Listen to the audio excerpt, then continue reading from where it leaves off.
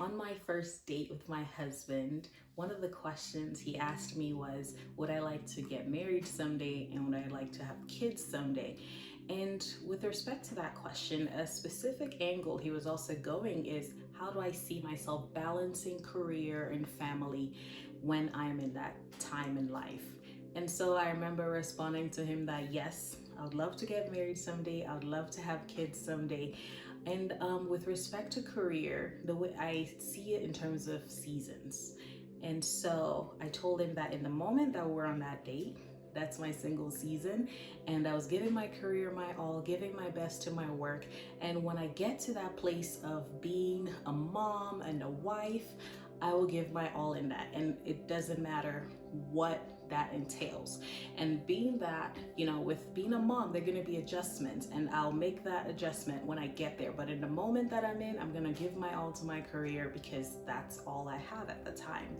And so, fast forward to today, we're married and now we have a newborn. And so, now to answer the question in simple form, how can you transform your life and be content? I believe the key to this is seeing life as seasons. We have to view life and different times in our life as seasons. And what does that mean? Am I talking about fall, winter, spring, and summer? Kinda. But what I mean is seeing life in time chunks. And so we got to remember, when it comes to seasons, they don't last forever. We have a small period of time that we have winter, another period of time that we have summer, and this may vary wherever you may be, but I'm thinking of a place, think of a city or a place whereby you get all 4 seasons, and these seasons have their time chunks and in quarters of the time whereby these seasons happen. And so that's how I believe you can be able to transform your life and be content, is to see life as seasons. Now I'm going to break down what that looks like practically for you to see life in seasons and to be content. Because like I said, seasons change, they don't last forever. And so to emphasize my point, I'm going to be sharing 3 tips of and examples of 4 seasons in my life. And these seasons are with respect to education, singleness, employment, as well as motherhood.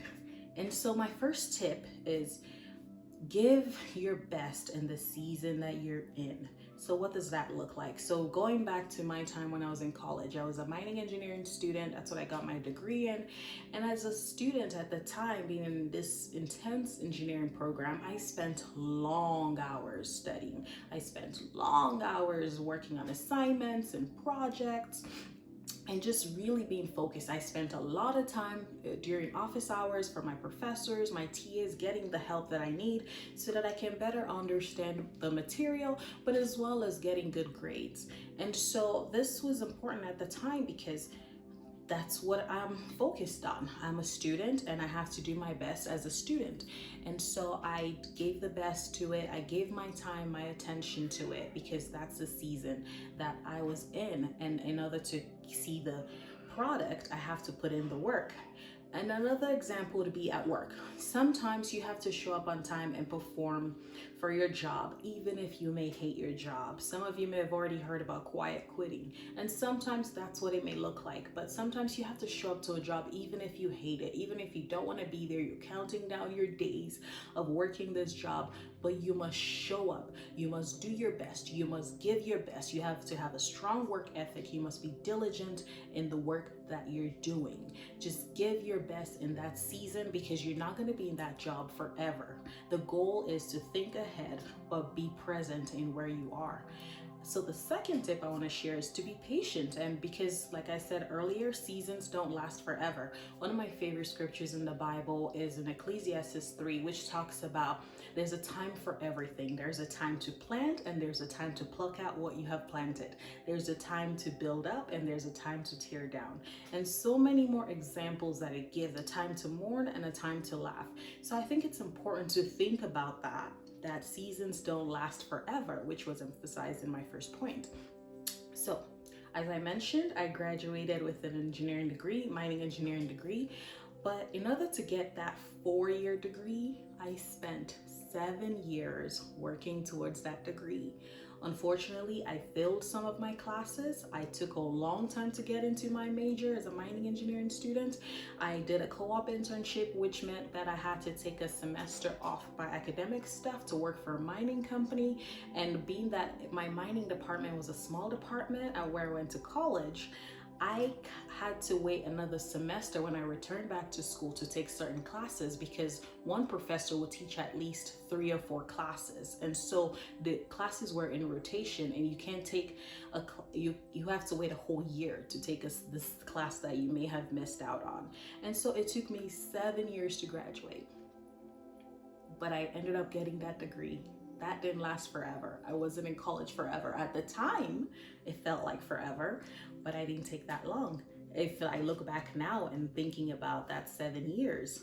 Another example is that now I'm married and I have a child and all that good stuff, but there were many years and throughout my 20s, I was single. I got married at the age of 30, and I was single for a long time. And this isn't what I desired at all. I always saw myself being someone who would get married early, like immediately after college, but it took me a long time to get married compared to what I wanted. For others, it's ideal, but what I wanted was to get married earlier. And so in the time of singleness, it felt like forever. And because I really desired getting married, I really desired to have a family, I made a lot of poor choices in men. I decided to settle for certain men I shouldn't be with. I compromised my values as a Christian and just certain principles I had, certain things that were non-negotiable for me. I made them negotiable. And so unfortunately, I had to settle. And because in that moment, I was thinking, oh my goodness, I'm single forever. This sucks. This is all going on. But now I look back, that was really a brief period of time in my life when I was single. You know, it seemed like it was lasting forever, but it does not last forever, because when I finally surrendered to God, surrendered my singleness to God, I was able to meet the man of my dreams, the man whom I'd prayed for many years, who is an amazing husband and a wonderful father to our newborn son now. And so a third example would be, as I mentioned, I did my degree in mining engineering, and when graduating college, my first job I was able to work as a mining engineer, but I wanted to switch over to a different company and to work for the private sector. I was initially in the federal government, and I interviewed for this mining company, and with this company, unfortunately, I didn't get the mining engineering position that I interviewed for. However, the way how I thought about it is to get my foot in the door, and what I did was I interviewed for an environmental engineering position to work in this mining company, and I ended up getting that position. And so sometimes you have to just think about getting your foot in the door. It's not about getting your ideal position in the moment, and you work your way up to that position.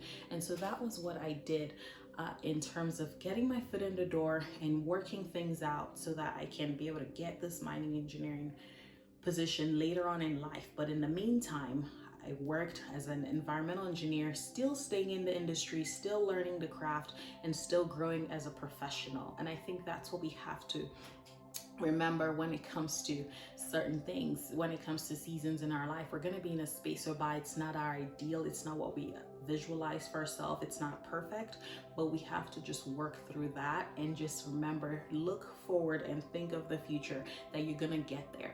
As I've mentioned several times now, I have a newborn.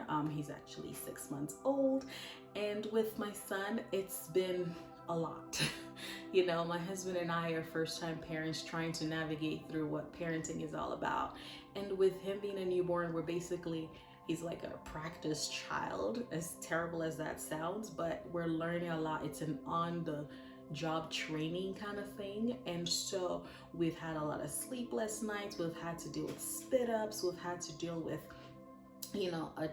our son was born and he was very gassy, and so we had to learn what we should do in terms of feeding him, and so how he can be comfortable, be able to get good sleep. We had to learn, and we had to customize our training with him.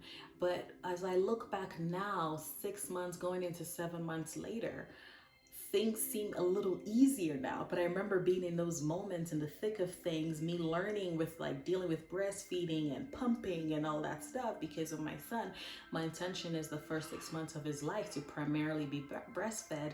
And so there were so many obstacles but we've overcome them over time. We've understood our child better. We've learned a lot. And so now it seems so far away of those times whereby we were struggling, and things are better now. But every day comes with its own thing, and so we're still learning how to navigate through this with a child who's lived for more than 6 months in life, and all the new changes and things and growth that he's going through now.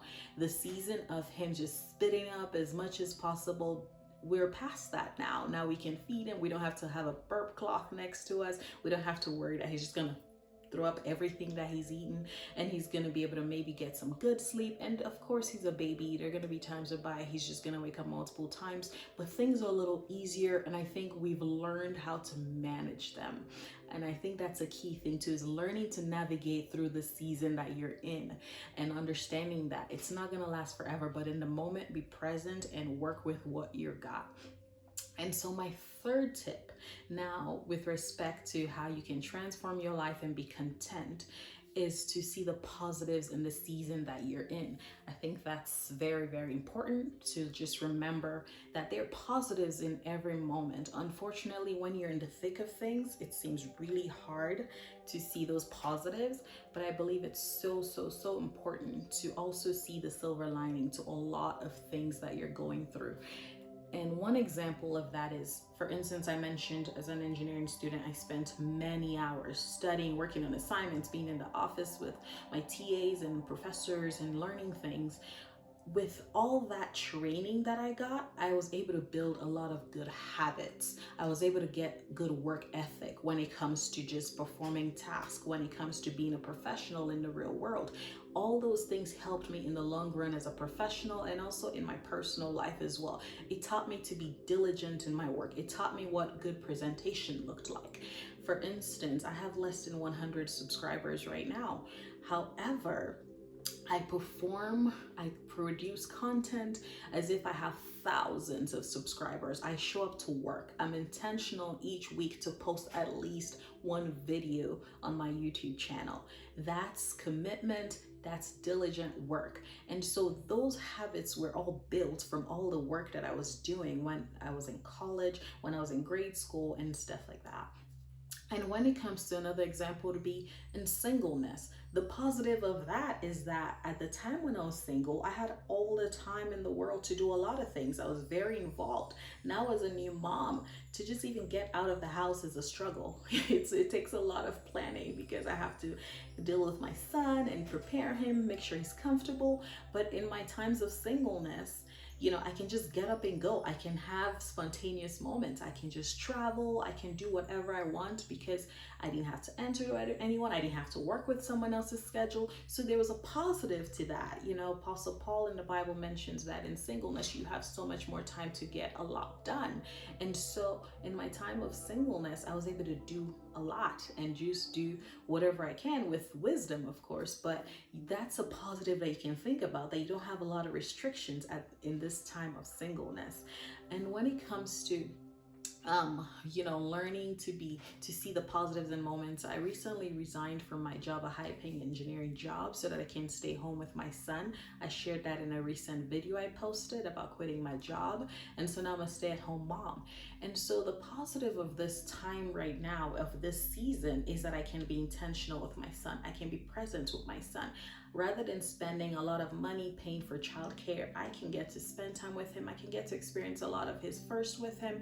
I can be able to see all the moments. I can soak in all the moments. I waited 32 years to be a mom. And so I can completely and solely soak myself in this season of time and being present with my son and being there for him and loving on him, because my love, my time and attention really matters. My son is part of my legacy. I can do a lot of great things in life, but to me, I always remember that there are three things I want to be remembered for when I die. I want to be remembered for someone who loved Jesus, who loved her husband well, and also who loved her children well. And so I can get to build legacy now, even though he's a young kid and there's probably not much that's being imparted in him, but just my presence and my time is great for both of us. And that can even help me in terms of like with postpartum depression, because I can be there for my son. So this is a positive now, even though I miss working sometimes and I miss having tasks and being the professional. And I think about it that I went to school all these years, paid all this money to get an engineering degree, and here I am being home. But I also think about the positive of how much my time and attention with my son is making a huge impact. And so, what does being content mean? Being content means that you're in a space of peace, you're at rest, even though things are not perfect, you're in a good space mentally, and it's all about your mindset. And so, the way how I view life, as I mentioned, I've given all these examples, is about seasons. Sometimes you may be in a really hard season and you want to get out of it, and sometimes you're in a really great season and you never want to get out of it. I think what's important is to soak in the moments that you're in. Learn to be content. One of my favorite scriptures is in Philippians 4:11 and verse 12, is that you have to learn to be content, whether you have plenty or whether you have little amount. It's about being content, being present, and being joyful.